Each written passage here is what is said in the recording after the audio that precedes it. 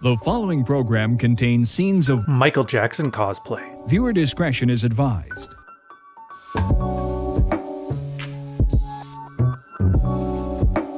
So what is the red pill? It's men swapping notes, iron sharpening iron. Welcome to the locker room.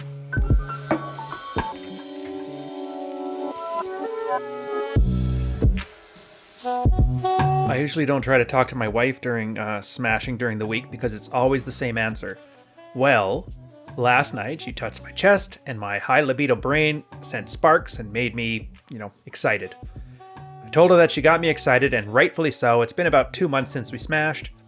She said that she's always said, not tonight. I asked her for a handy, and she said, hold on, went and put on some cotton gloves and said, this is the only way I'm going to do it, and started. At first, I didn't disagree with it because it was a touch from my wife, and after huffing a few times and switching hands a few times, about a minute or two after she started, she said, this is stupid and I'm done.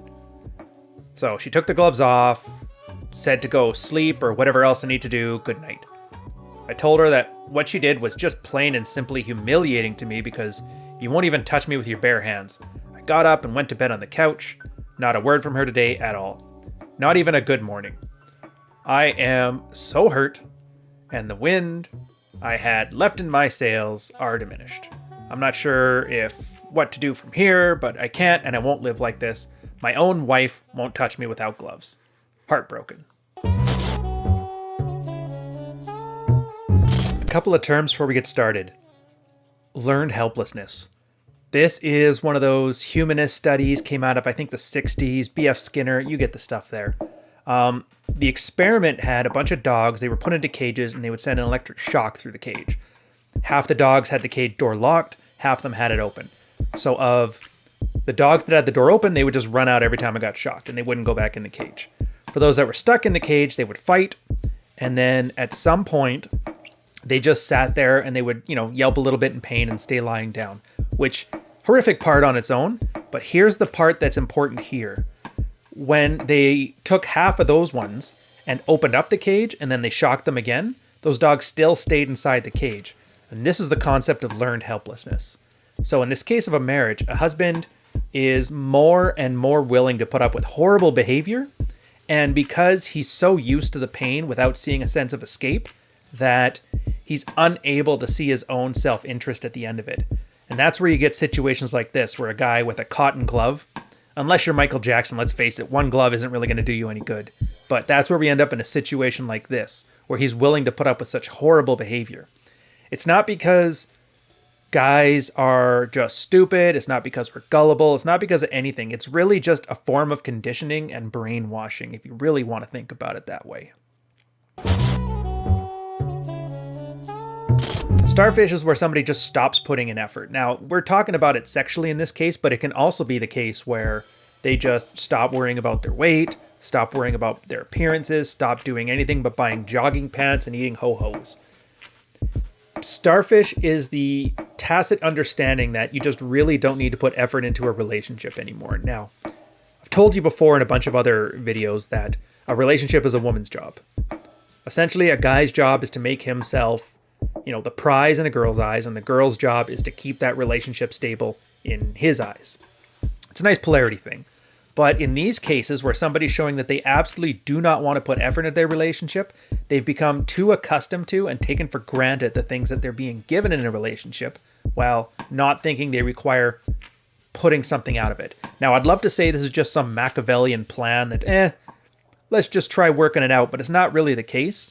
It's an emotional drive, and then the emotions aren't there anymore, and so the feelings of having to put in effort aren't there anymore, and you end up having a situation where you require dread or some kind of concern over loss in order to re-spark that again, which is a very controversial topic, but we'll get to that later. One of my favorite parts of this field report is the idea of sisterhood, über alles, and preferences. So anybody looking at this report here will probably notice it's probably one of the most humiliating things you could tell a guy. A girl doesn't even want your touch. Like, I was willing to give you my entire life and you can't even be bothered to touch me. So here's the part though that gets to preferences. The first thought a girl had when she was commenting on this one. And I'll read it here. She sounds angry, which could mean resentment, but could also be a sign of depression. It might be worth looking at the general state of your relationship. Is there much emotional intimacy? Does she feel dissatisfied in other areas like division of housework or childcare? And you might think her general attitudes and behaviors. If those align with common signs of depression, she likely needs counseling. Whether she'd be receptive to that, of course, is another matter. Sorry you're going through this. You know what? Sorry, not sorry. I cannot stand this stuff. A guy literally is saying probably one of the most humiliating things I've ever heard a guy go through. And what's the first response from this girl? Did you do enough dishes? Did you hire her a therapist so she could complain about her problems? Did you talk more? It's like, it's no wonder that guys end up building these big seething forms of resentment that play out in all kinds of ways, which you would call, misogyny if you were one of the Daily Beast-like articles out there. But like this not helping advice that is literally out there to try and like apologize for some of the worst behavior I've ever seen from a girl, it's just not on. My advice for this guy, it's interesting because it's not just my advice I'm going to talk about here. I'm going to talk about the advice that most people give, which is extremely lazy. I guarantee you, your first thought when you saw this field report was to say, just leave her. Just leave her. Leave her, leave her, leave her. In fact, that's most of the advice anybody will give anybody. As soon as something is not 100% your way, you should leave. Now, in this case, I would say probably, but that's not the problem. The problem is not being around a girl that doesn't like you. The problem here is the guy has a form of learned helplessness. He has no self-respect and no ability to understand strong boundaries, attractiveness, and all these other things. So yeah, he can leave this girl, and in the short term, that's great. Took the red pill, became red pilled aware, left his girl, and now he's going to be slaying it with 20-year-olds. It's like, no. The next girl he ends up with, he's going to do the same things, cause this same situation, and 6 months into it, he's going to notice the exact same thing. I imagine he's going to get a collection of gloves because this is going to happen no matter who he's with.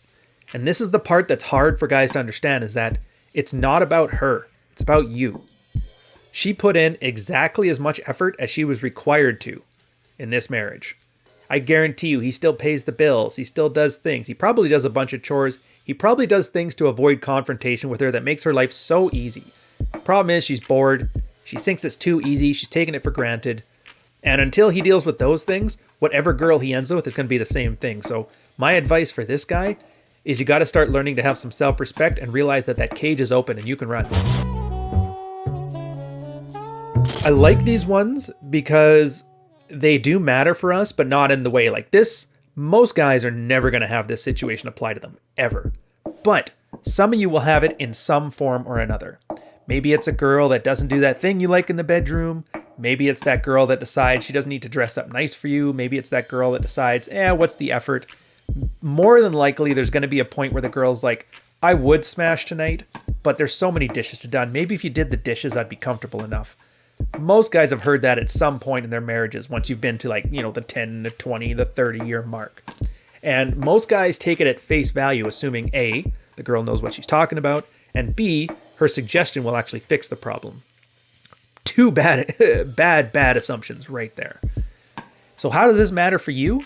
This extreme example of boundary enforcement, not settling for less, and understanding the signs of learned helplessness before they hit you are going to keep you from getting into anything like this.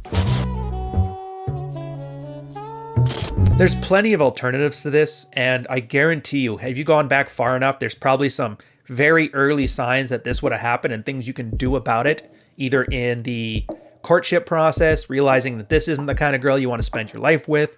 Maybe it's in an early boundary that's just kind of escalated. Who knows? Maybe he's a fat sack of blob and nobody likes him and she is frustrated and it is all on him. But we don't know any of that. We just know what's here and what he wrote. So dealing with that, an alternative to this one, is once you start getting that kind of treatment, I'm good, man. Accepting less than you think you're worth is worse than not accepting anything at all. So just say no. As soon as that glove puts on, throw the thing away. No, I'm good. Go do your thing and then take a moment to reflect. This guy in an alternate situation would realize the instant his wife did not want his touch, well, that's his side of the relationship. Her side of the relationship is getting all the chores done, paying the bills, being comfortable, and being able to flex on her friends like, yeah, I got a good man, look at the size of my ring. So if she wants to renegotiate this organization, well then you need to think about what's in your best interest. So as an alternative, first time she pulled out that glove, goes, crashes on the sofa for a night or crashes in a hotel room for the night, take a long, hard look in the mirror. All right, what am I deficient in? What am I missing? Fix the mental state of things. Fix the physical state of things. And then, and this is the part that's controversial that really has the soccer moms hating us, fix the physical side of things sexually. And if that just means that you're going to find a replacement, so be it. If maybe her money she brings home affords you a lifestyle that you like, or the kids, you want them to be raised in a 2-parent family and you're willing to suck that part up, well, then you're just getting your needs met elsewhere with somebody who doesn't need a glove. So with that, I'll leave you there. Thanks for tuning into this one. I'll catch you guys later. So that one's it. I'm going to call it. Have a good laugh. Enjoy it for what it is. It's a really sad state of affairs for this guy, but you know what? These kind of stories prevent you from getting anywhere near that kind of stuff, as long as you're willing to look at it with a bit of a skeptical eye and a little bit of analysis. So on that note, I'm going to give a shout out to all the Patreons. Almost 300 of us now sitting in there. We talk about this kind of stuff in people's personal lives, a little bit of discretion.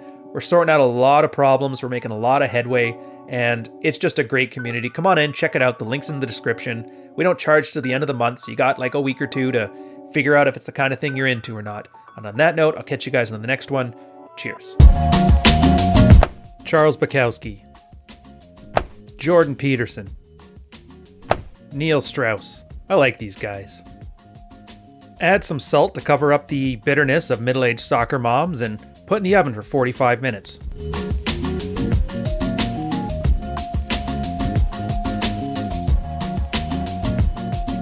Now on audio.